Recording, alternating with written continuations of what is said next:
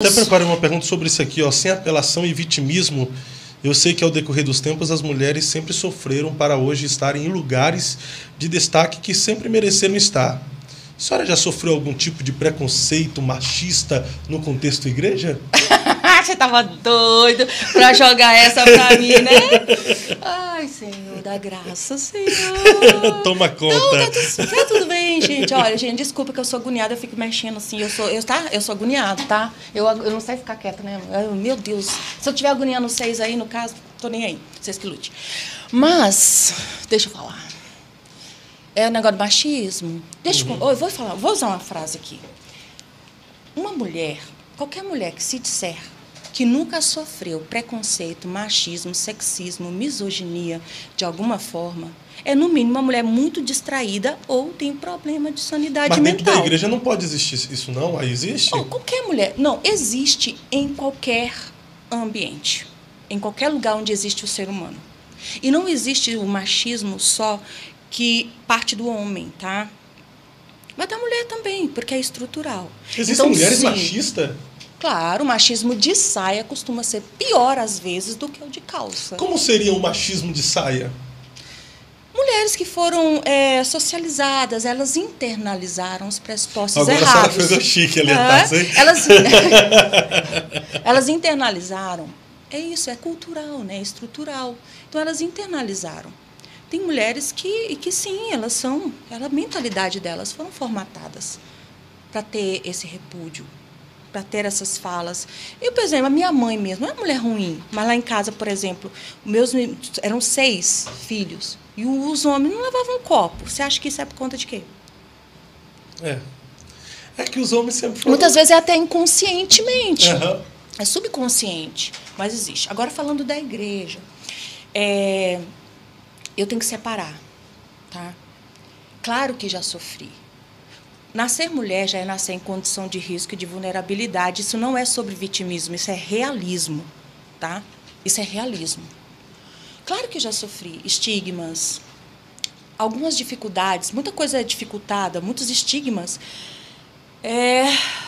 Pelo fato de ser mulher, tudo fica mais difícil em muitos aspectos. Mas isso vem de uma forma matizada, de várias formas, de várias fontes, inclusive até por mulheres, tá?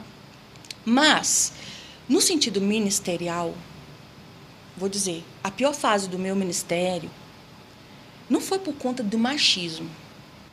Quando a gente sofreu ataques, a gente sofreu... meu Deus, foi um inferno. Mas foi por conta de gente de mau caratismo, psicopatas. Antes fosse só machista, eles eram psicopatas, criminosos. Doentes, né? Estelionatários litúrgicos, tá? Até hoje, a gente tem sequela, sofremos assédio moral, coisa que caberia ao processo. Então, assim, o que nós sofremos não tem a ver com isso. Tirando esse período e esse episódio, dessa fase que nós estávamos sendo liderados por gente desse tipo, né? Na Igreja Assembleia de Deus, eu vou te dizer, eu só tenho a agradecer. Não que não existiu questões de preconceito e machismo em alguma esfera, mas eu vou dizer, ministerialmente, eu cheguei em Curitiba, 2 meses depois estava na sede, fui acolhida pelo pastor Arlindo Santana. Pastor Arlindo Santana. Tá? Na IADSE, por exemplo, eu logo fui acolhida para pregar ali nos cultos de libertação. Em 60 anos da IADSE, segundo o que me informaram, nenhuma mulher que era da IADSE pregou num domingo à noite num culto oficial da igreja. Eu fui a primeira. Nós estamos falando aqui de conferências, de congressos, mas o culto da igreja oficial, sim, o culto de missões, pastor Gabi. Eu tenho enorme gratidão. Eu nunca tive assim, olha, não pode, porque você é mulher. Muito pelo contrário. Imagina, eu tinha 30 anos, né, amor, para 31, recebi essa oportunidade. Quantas oportunidades eu preguei nessa Curitiba todinha. Pastor Gabi continua dando oportunidade para as mulheres. Ele valoriza muito isso no ministério. Eu tenho muita gratidão, tá? Muita gratidão. Cacoal, por exemplo, o pastor Nelson Lutemberg, né, além de me colocar para apresentar o programa na rádio, lá também, para escolas de obreiro, conferências, escola dominical, ensino, sabe? Nós crescemos muito sob a liderança do pastor Nelson Lutemberg. Os outros pastores, o que a gente teve aqui na IADS? Da IADS fomos para Cacoal, voltamos de Cacoal, nós viemos para IADSE de novo. Da IADSE nós passamos 7 anos na ADVEC. Agora saiu da fonte. Nós ficamos na ADVEC 7 anos. Tenho muita gratidão também pelo período que passamos ali sobre a presidência do pastor Silas Malafaia. Cheguei a pregar também nas conferências lá. Jantemos, né, amor? Sentamos na mesa com eles. Pastor Silas Malafaia, no que a gente conheceu, no que a gente conviveu, nosso pastor Alexandre, pastor Adriano. Só que, enfim, tem uns capetinhos lá no meio, lá, que é outro problema. Sempre tem, né? Mas assim, eu dizer assim, olha, eu não posso. Essa reclamação, se eu fizer, aí Deus vai me cobrar. Por quê? Não que não existiram algumas situações e tal, mas é coisa, questiúnculas, é gente medíocre, é gente ali no meio, sabe assim? Coisinhas aqui, coisinhas ali, que eu nunca dei muita trela também. Mas dos líderes, dos pastores mesmo, jamais. Você pensa que em 2020, pastor Antônio, lá de Guarapuava, me chamou para substituir o pastor Elienay Cabral para ministrar sobre família para todos os obreiros do campo. Um pastor de 70. Pastor Antônio, ele já teve aqui Ele está agora com o quê? 76 gente, anos? Tá por aí, 76, 70. Olha, para você ver, Elienay, quem tinha imaginar que ele ia ministrar sobre família? E ele teve lá um probleminha de saúde, e o pastor me ligou, me colocou para ensinar para os obreiros. Então, eu não posso. Olha, as pessoas que não conhecem a Assembleia de Deus, às vezes acham que, Assembleia de Deus, preconceito, etc. Eu vou te dizer que tem muito mais religiosidade e preconceito. Gente, será que eu posso falar isso? Pode, né? Ter mais preconceito e religiosidade nas comunidades do que na Assembleia, né? Gente, esse povo descolado é balela, entendeu? Agora, quando você vê, muito descolado, às vezes é mais melindroso, né? Todo mundo não, tá, gente? Tem muitas bencinhas por aí. Eu vou falar pra senhora, as comunidades são bênçãos, mas eles são mais preconceitos e mais religiosos contra a Assembleia de Deus do que os assembleanos têm contra eles. Ou sei lá, aí já não sei.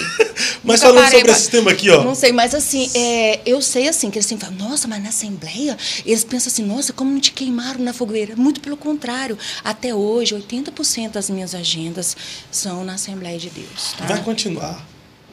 Eu quero o Senhor, porque eu quero servir a minha geração, quero servir a geração até dos meus netos, eu quero continuar honrando esse legado que nós temos dessas gerações passadas que nos trouxeram até aqui. Eu não tenho para mim, não tem essa ruptura, essa guerra de gerações, não existe, não é ridículo, né? Pastora, continuando sobre esse tema aqui, sobre machismo, machismo e feminismo, os dois extremos que norteiam essa sociedade caída e anticristã. Quais as verdades bíblicas que os machistas e as feministas não ensinam sobre o tema? Todas. Porque se é machismo, se é feminismo, não tem nada do que é bíblico. Né? Gente, olha só. Se for para falar de machismo, feminismo e a visão bíblica de masculinidade, feminilidade, de papéis, de identidade, aí a gente tem que fazer outro podcast. Esse é um assunto, claro, é pauta, é a ordem do dia, muito discutido, mas é também um campo assim que a gente tem que ter uma honestidade intelectual, epistemológica para tratar sobre isso, hermenêutica, trazer uma teologia bem embasada, bem fundamentada também. O que eu posso dizer é o seguinte, que antes de ser homem e mulher, nós somos humanos. A nossa essência é ser humano. E macho e fêmea, essa condição humana é dimórfica porque macho e fêmea foram feitos assim, na diferença e na igualdade, para espelhar a imagem de Deus. Nós somos feitos macho e fêmea para refletir a imagem de Deus. O apagamento da masculinidade ou da feminilidade, a distorção, a deturpação, é também o ocultamento da imagem de Deus, é a deturpação. Essa guerra, gente, é para destruir a imagem de Deus.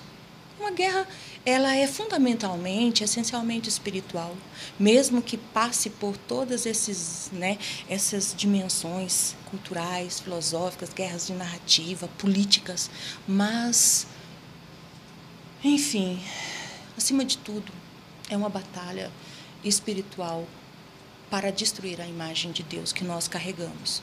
Existem escolas que são complementaristas, escolas teológicas que são igualitaristas. A igualitarista dá mais ênfase na igualdade, a complementarista dá mais ênfase nas diferenças de papéis, de funções. Eu não sou nem igualitarista nem complementarista, eu sou bíblica, porque a Bíblia afirma a igualdade e a Bíblia afirma a diferença. E uma coisa que eu acredito que muito do que é o feminismo, o machismo, para mim, é a expressão, como o diabo instrumentaliza o homem caído, a natureza adâmica, para aquilo que nós vamos chamar de inimizade radical. Logo após a queda, Deus se pronuncia primeiro à serpente e diz a ela: porém, uma inimizade entre ti e a mulher, entre a sua descendência, entre a tua descendência e a sua descendência. Enfim, ali era o proto-evangelho. As pessoas sempre falam assim, que o pecado entrou, a mulher foi enganada, né? Mas esquecem que através da mulher também veio o Redentor. Então, machismo para mim é tudo aquilo que associa a mulher ao pecado de Eva e não à vitória de Cristo. Porque desde lá, Gênesis 3:15, o Senhor já associou a mulher à vitória de Cristo e não ao pecado de Eva. Mas pode perceber que todos os vieses interpretativos que respaldam, sejam teologias ou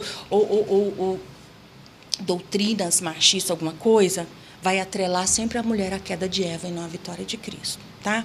Então, existe essa inimizade radical, inimizade entre ti e a mulher. Não é à toa que misoginia, sexismo, machismo vem desde os primórdios. Em todas as eras e contextos, seja da igreja, do que for, vai existir.